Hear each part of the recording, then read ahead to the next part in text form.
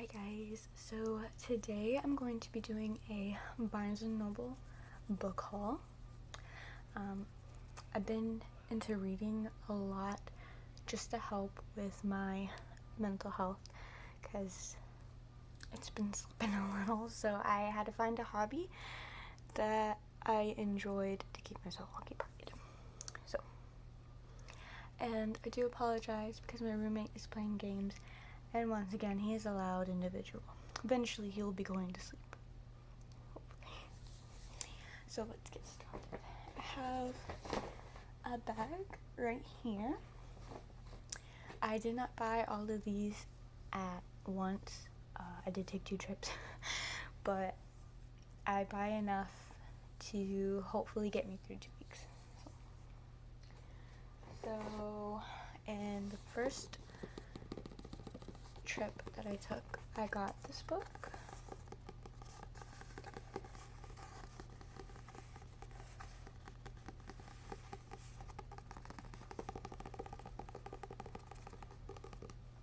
This is by Kiera Cass. It's called The Selection. It is a series. And I'll just read the back. For 35 girls, The Selection is the chance of a lifetime. The opportunity to be swept in a world of glittering gowns and priceless jewels, to live in a palace and compete for the heart of gorgeous Prince Maxim. But for America's singer, being selected is a nightmare. It means turning her back on her secret love with Aspen, who is a caste below her, and leaving her home to enter a fierce competition for a crown she doesn't want. Then America meets Prince Maxim. Gradually, she begins to realize that the life she's always dreamed of may not compare to a future she never imagined. So it is about her, America's singer, and it's a very interesting book. It's a love story, but it isn't a love story because, I don't want to ruin anything.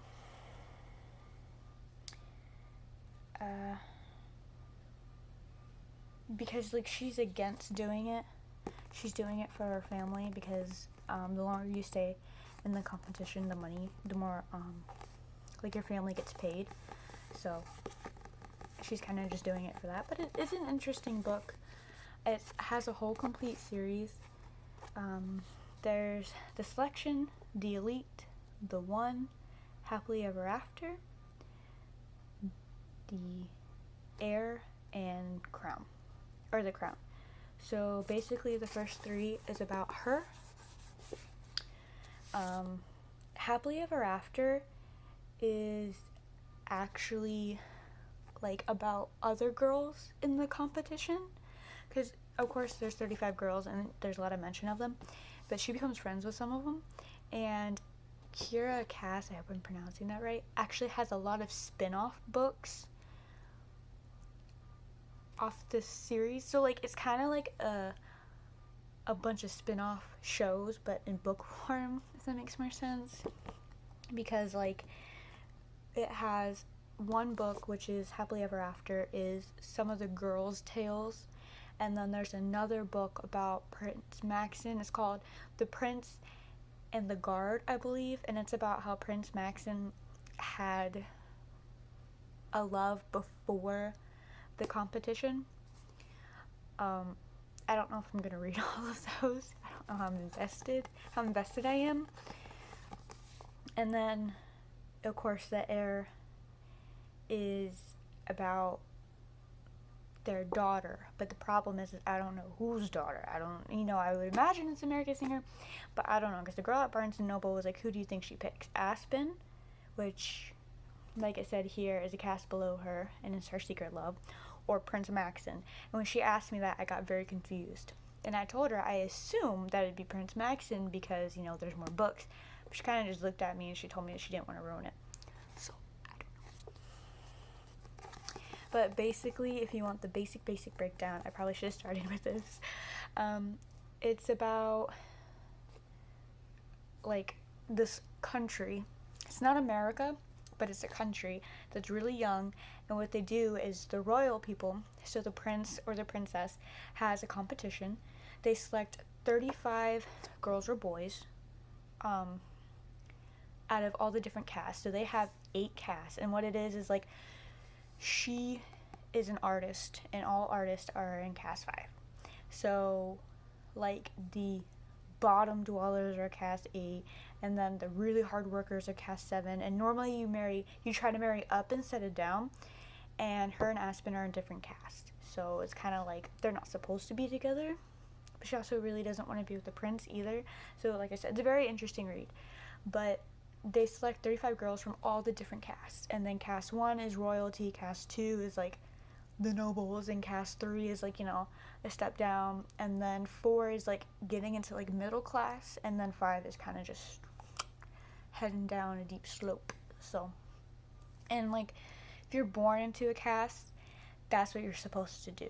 Like, this isn't really like a big spoiler because it doesn't go any further into it in the book, but she has a little brother who's like really into soccer and science, I think it is, and she mentions that like he's still young enough that he can figure out what his talent is, whether it's music or painting, stuff that's artsy basically, but he has to do something that's artsy, otherwise like he won't get money, and it's all just like this big deal. So it's an interesting book if you're interested in love stories and stuff.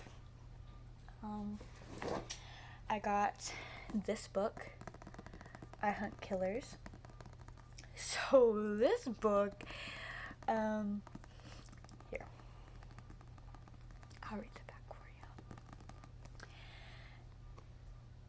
So I'll read this, which is an excerpt from the story, and then this is like about the story. So the red says, "It was a beautiful day, it was a beautiful field, except for the body." And then the about the book says, "Jazz is the son of the world's most infamous serial killer, and for dear old dad, take your son to work day was year round. Jazz has witnessed crime scenes the way cops only wish they could, from the criminal's point of view. Now with bodies piling up in the sleepy town of Lobo's Nod, Jazz must work with the police to prove that murder doesn't run in the family." So this is super, super interesting because, like it mentioned, his dad's a serial killer, the world's like most famous serial killer. And as it mentioned, take your son to work day was year round, so his dad took him with him, either on his killings or would talk to him about his victims. And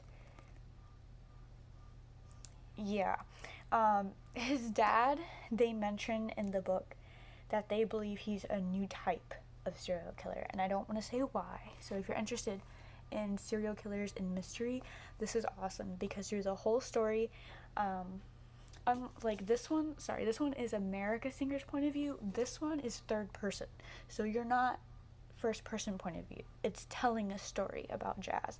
So, but it does say his thoughts and everything. So like as he's at crime scenes and stuff, he'll notice things that cops won't notice because clearly they're sane people, and his dad's a serial killer, so he'll be like, "Oh, a serial killer wouldn't do that. That's not how it works." And the cop will be like, "Yeah, well," and he's like, "No, that's not how it works. Like, trust me, I've been in this business. I know what's going on. That's not how it works." So it's really interesting to see how the son tries to not become like his father, but also tries to use the knowledge his father gave him for good. So it's really interesting. This is also a series. It has this one, and then it has Game, which is the sequel to I Hunt Killers, and then Blood of My Blood, which is the conclusion to I Hunt Killers. But I could not find the second book at Barnes & Noble, and I'm really sad. At least I couldn't find it in person, but I was really sad because this book is worth the read. These two, I stayed up till 4 a.m. reading, mainly because I couldn't sleep, but this one was 100% like worth every bit of it. It's very interesting. If it was a movie, it'd be really cool, but the problem is a lot of movies don't do well with the thought part of it. So like putting the characters' thoughts into visions. I got this one. So when you walk into Barnes & Noble, they have like clearance books at like $6, $8. I don't really know how much this book was. I don't like this book. If you do, I apologize. I don't like this book. It's called Annihilation. It's now a major motion picture, and I don't understand because the book sucks. Like, maybe if I watched the movie, I'd enjoy the movie, but the book absolutely sucks, okay? I just, like, it says on the back, Stephen King found it creepy and fascinating. I got to chapter 3. Now, when I say I got to chapter 3 is half the book. Like, to get to chapter 3, you have to read half the book. So it's not like little short chapters. Like, these have a ton of short chapters in them. Or, like, shorter chapters.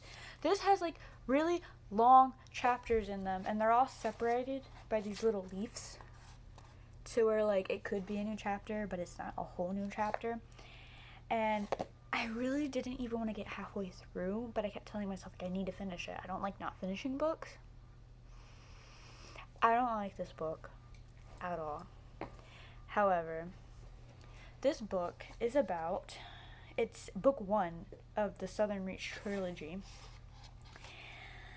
Let me okay, so it has it in here. So it says 11 secret government expeditions, and few have returned unscathed in the first book of Jeff Vandermeer's Southern Reach trilogy, a now major motion picture starring Natalie Portman. Area X has been cut off from the rest of the continent for decades. Nature has reclaimed the last... I don't know how to pronounce that word, I apologize. The last of human civilization, and the government is involved in sending secret missions to explore Area X. The first expedition returned with reports of a pristine Edenic landscape. I really apologize if I can't pronounce this correctly. I said it wrong. All the members of the second expedition committed suicide. The third died in a hail of gunfire as its members turned on one another. The members of the 11th expedition returned as their shadows of their former selves, and within months all had died of aggressive cancer. Annihilation opens with the 12th expedition. The group is made up of 4 women, an anthropologist, a surveyor, a psychologist, the de facto leader, if I pronounce that right, and our narrator, the biologist. Their mission is to map the terrain, record their observations, and above all, avoid being contaminated by Area X itself. They arrive expecting the unexpected, but what they discover shocks them. However, it's a surprise that comes across the border with them and the secrets the expedition members are keeping from one another that changes everything. Now, I'm sure if I continue reading, the end would be worth it, because it has a lot of potential. But I am really sick and tired of this book jumping around, because that's what it does. It's not like it starts and you're like, okay, it started, whatever. It gives you no background, and then it'll jump to the background, and then it'll jump to the future, and it'll jump to the present, and then it'll jump to the future, and then jump to the, it's a constant jumping around, and I hate things that do that, just me personally. And it feels just forever, and she's just the way it's written, like, the layout of it is what really bothers me, and it's really hard to just read this book. I really don't like this book, but if you're interested in mystery and creepy things and governmental secrets, this is probably a good book for you. So don't knock it till you try it. I really don't like it, but you know what? It's a major motion picture now, so somebody liked it. A lot of people liked it. Like I said, to each their own.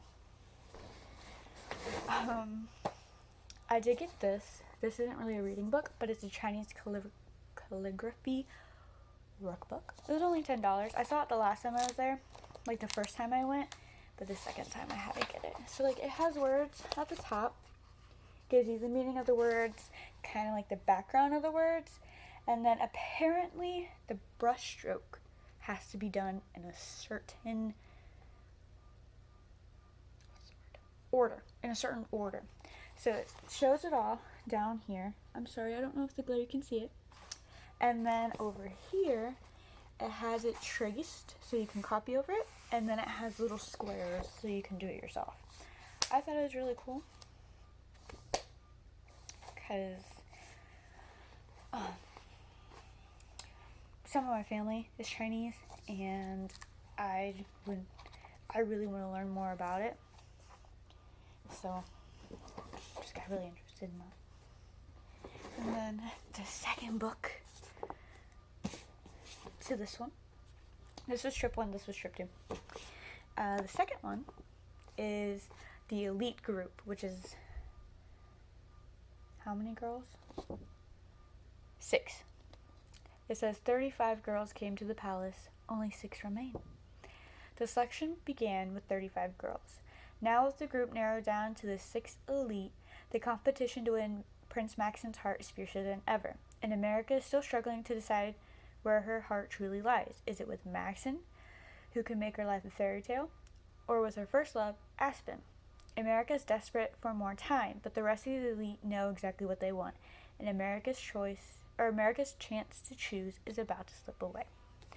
So, like, the issue in this one is that of the 6, she is the only one who is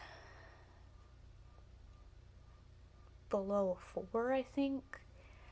Like, each of the girls in the 6 besides her has something to gain from the marriage, whether it be wealth or land or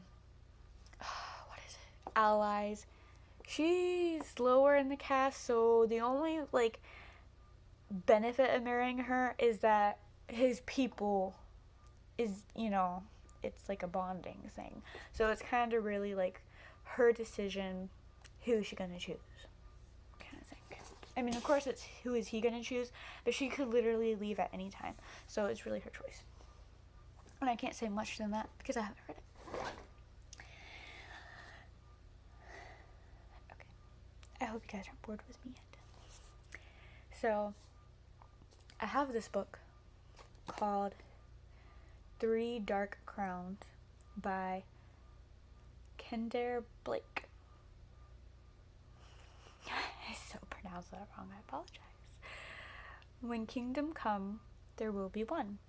I love the feel of this book too, because it's like that material, how do I describe it? Like a waxy material. Oh, it feels so soft, I love it. And as I read the back, the different pictures will make so much sense. Let me tell you what. This interests me. Like, I'm a big Harry Potter fan. I never read The Hunger Games, but I like movies like The Hunger Games. Inception is like in my top 10. So I like magic and mind games and stuff. So this book kind of interests me. Because, and I'll read the back. In every generation on the island of Fenbrin, we're going to say Fenbrin. I don't think I pronounced that right either, but we're just going to go with it. A set of triplets is born. In every generation, triplets. 3 queens, all equal heirs to the crown and each possessor of a coveted magic. Mirabella is an elemental able to spark hungry flames or vicious storms at the snap of her fingers, which is this crown right here. I don't know if you can see it very well, but it's fine. Catherine is a poisoner, one who can ingest the deadliest poisons without as much as a stomachache.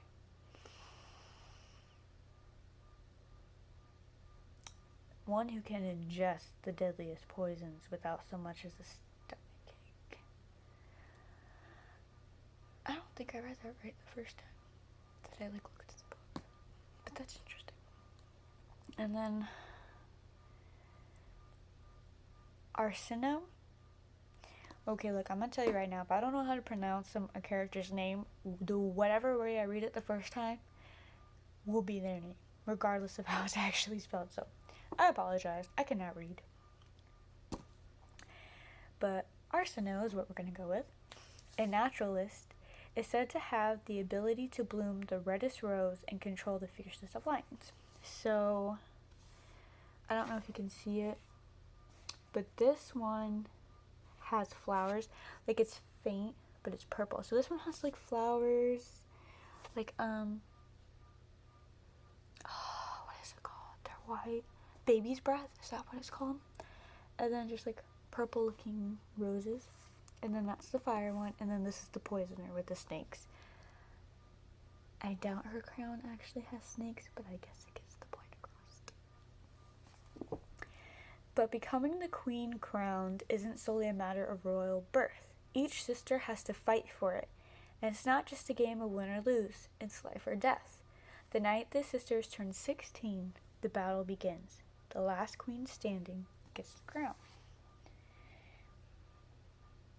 And the way it seems is that this is also third person. So it's not first person. So you don't know who's gonna win because it's third person. It's not whatever the name is, Catherine, throughout the whole story, because then you would know she would be most likely the one to live. Not a lot of people kill off their main characters. So it's in third person. So I guess you never know who's gonna win. And it gives you a map and everything. It's called 3 Dark Crowns Map of Fenbrin. But it gives you a map. And I love books on maps. I really do. I love it. I don't know why, but I love it. Winnie the Pooh has a map, and it's great. I like the little sun over here. It's very, I don't know the word, but it reminds me a lot of my mom. And then in here, right before the chapter starts, it says, 3 dark queens are born in a glen. Sweet little triplets will never be friends. 3 dark sisters, all fair to be seen. 2 to devour, and 1 to be queen. So basically from birth, you're like, I hate you. That brings like sibling rivalry to a whole new thing. But this book I'm super interested in. Like, you have no idea how much this book. Like, I can't wait to read it. Literally the cover alone is enough to make me buy the book because of the material. I only have a few more books. So, I have this one, and it's by Liz Braswell, and it's a series. It's called A Twisted Tale, and it's a series of books. Not like this one, where it's like a, I don't want to say trilogy, because there's more than 3, but you know what I mean. This has like an ongoing story. These are all different stories, but they're part of a big series. So this one is Disney related. It's What If Aladdin Had Never Found the Lamp? And it says A Whole New World. And she has a ton of these. She has this one. She has the Snow White one. She has the Sleeping Beauty. Beauty and the Beast. She has Peter Pan. Peter Pan one is huge. Like, I wanted to get the Peter Pan one too, but I thought to myself I'd start with the smaller book, because in theory, if I don't like the way this is written, then I would have bought 2 books, and one of them I probably wouldn't have read. So, but she also has, so the Sleeping Beauty one is Once Upon a Time, and it says, what if the Sleeping Beauty never woke up? As old as time, Beauty and the Beast. What if Belle's mother cursed the beast? Oh, yeah, that one got me. I didn't think about that. Reflection, Mulan. What if Mulan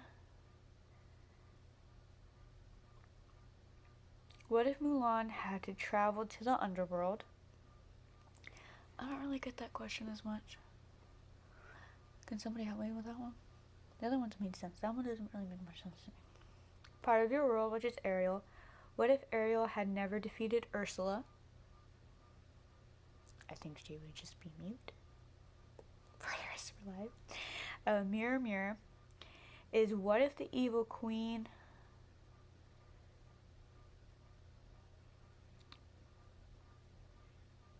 I think this is what if the evil queen poisoned the prince. Now the mirror, mirror one was interesting because it stated that the guy who took, like, in the original Snow White, the evil queen had someone try to kill Snow White. In the book, from my understanding when I read the back of it, he did, but he took her heart. But the 7 dwarves somehow managed to keep her alive. So that was an interesting take on it. But this one, it was the first one I saw, and I love Aladdin so much. It's not my favorite, but I truly love Aladdin. And it says, what if Aladdin had never found the lamp? Aladdin is a street rat, like most. He's just trying to survive another day in impoverished Agrabah. Jasmine is a princess, one who is about to enter into an arranged marriage. All she wants is to escape her fate, to see what lies beyond the palace walls. But everything changes when the Sultan's trusted advisor, Jafar, suddenly rises to power. With the help of an ancient lamp, Jafar attempts to break the laws of magic and gain control over love and death. Soon Aladdin and the Princess Jasmine, I'm having a hard time, my throat's doing weird things, must unite the people of Agrabah in rebellion to stop the power-mad ruler threatening to tear the kingdom apart. This isn't the story you already know. This is a story about power, about revolutionaries, about love, and about one moment changing everything. And I believe this is also third person. Yeah. This is also a third person story. But it looks pretty good. Like, the Peter Pan one. So, Peter Pan is my favorite Disney story of all time. Something about Peter Pan just... dude.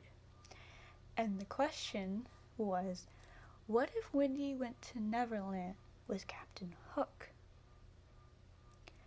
Now, if you ever saw the live-action Peter Pan, not the play one that they broadcasted with, like, Christopher Walken, but, like, the live-action movie that they made,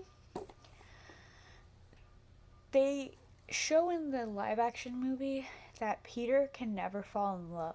Because if he does, he will no longer be a boy and he will grow up. Because love is, I guess, an adult feeling. Which is why Wendy eventually leaves, because she realizes that he will never love her. Or at least he won't open up to loving her. So, in the live action one, she actually turns on Peter, and instead of telling stories to Lost Boys, she joins Captain Hook and tells stories to Captain Hook. So the question really interests me, because they did at one point show a part where Wendy was just really sick of Peter, and Captain Hook mentions that he knows Peter can't fall in love with her because he'll grow up. But he says it as, you know, he's a childish little boy who can never love you the way that you love him. Now, if he stayed on the boat, I'm sure you know, eventually it's kind of where he was going, not with him or anything like that, but it was kind of like, you'd grow up with me here. And, you know, you'd be a pirate and whatever.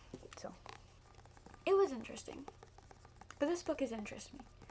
Because if this book is good, then I'm going to go down a deep, deep well of these books. Deep. Because I am a huge, like, Disney princess fan. Because I was one of those, like, little girls who had, like, the Snow White costume and the Cinderella costume. And all that kind of stuff. And actually, they do have a Cinderella one. And it's about her stepsister. Which is interesting because it's not just like her stepsister after she was rejected. It's her stepsister after she already cut her toes off, like in the original Cinderella. I'm interested to see how this will go. Sorry, I'm not doing too many triggers.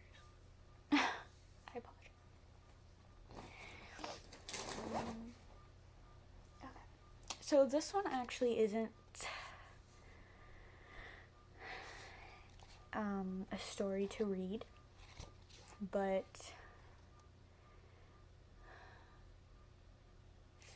this would be a good Christmas gift. I actually bought this for a Christmas gift. It's $8. I'm going back and I'm buying different versions of it for my family because this one is called Your Father's Story, and it says, Dad, I want to know everything about you. And it says, give this book to your father to fill out and return back to you. And it's just page upon page, page upon page, page of questions. There's always a question at the top, and some of them have a question in the middle. And it's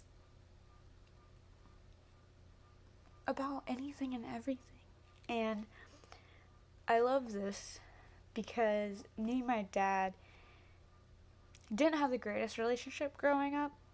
We weren't really that close as we are now. And I think this is the greatest opportunity to get to learn more about my dad because I'm not gonna. Some of these questions I haven't even thought of, and I know that he probably hasn't thought of either. What he might not think is important is something that would be interesting to me. Like, one of the questions in here is, what is your favorite childhood food, and do you still eat it? Like, do you still like it? Like, not a lot of people would think to ask that. And like, so like some questions are, do you think life is fair? Tell me the way it is or isn't. What golden rule do you want me to live by? Like, the further you go, the more it becomes serious, I guess. I don't want to say it's not serious, but like, it has chapters. Oh my god, I didn't realize that that's why it makes so much sense. Okay, so there's chapters. Chapter 1 is about our family. Chapter 2 is when you were young. Chapter 3 is your adolescent years. Chapter 4 is things you learned about life. Chapter 5 is growing older. And Chapter 6 is becoming a dad. And I did see the end. So becoming a dad is like, how did you feel the first time you saw me after I was born? How do I remind you of myself? What is something like you want me to take? Like advice you'd like me to take? And it just keeps going. And then, like, you know, I ask questions like, how is your family similar to my mom's family, and how are they different? Which I already know that answer. Because, quite honestly, they are very different people. So I don't know how they ever got together. But it works. And it's like, what did you want to be when you grew up, and did it change as you got older? What was your imagination like? Did you ever play pretend, and what did you pretend to be?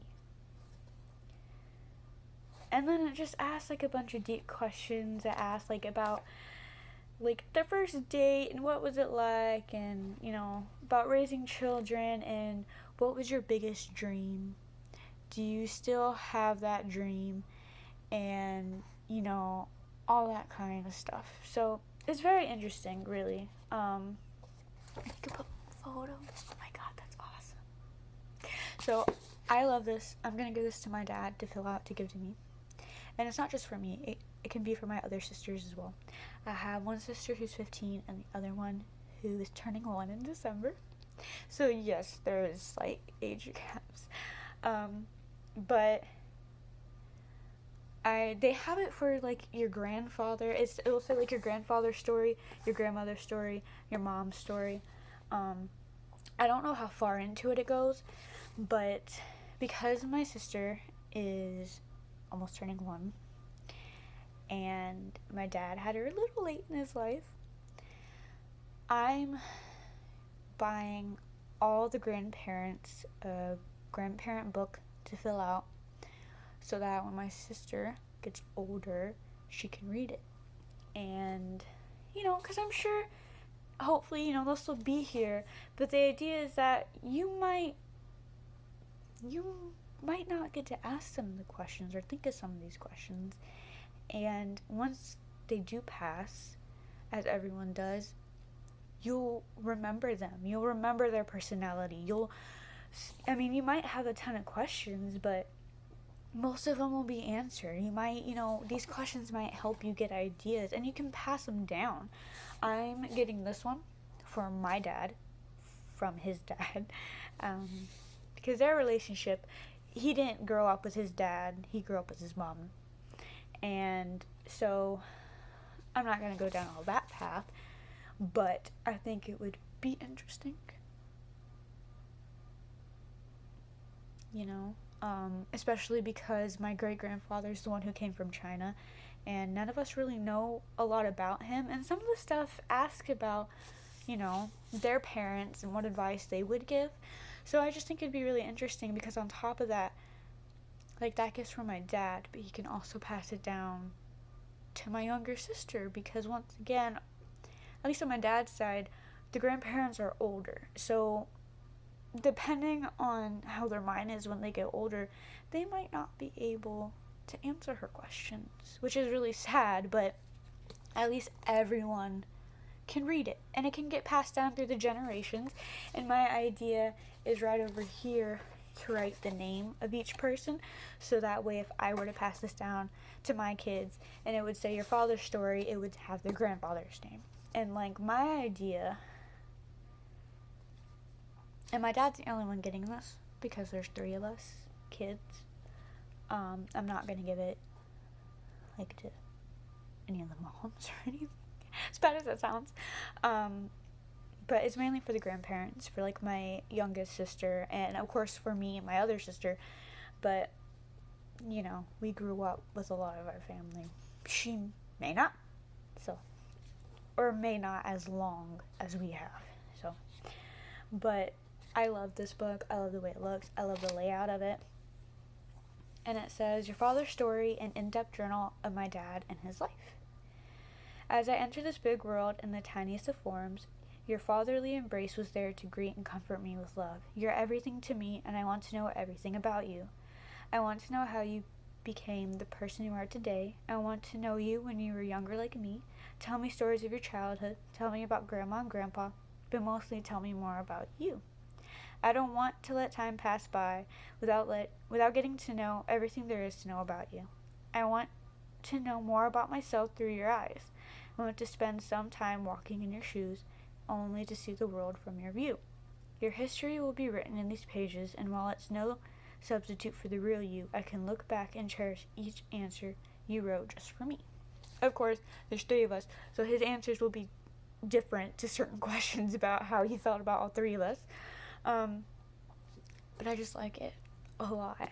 And this is how I would surprise my parents if I ever became pregnant, is I'd give them this book, but it would say grandfather and grandmother, and I'd be fill this out so that my child can read this when they're older.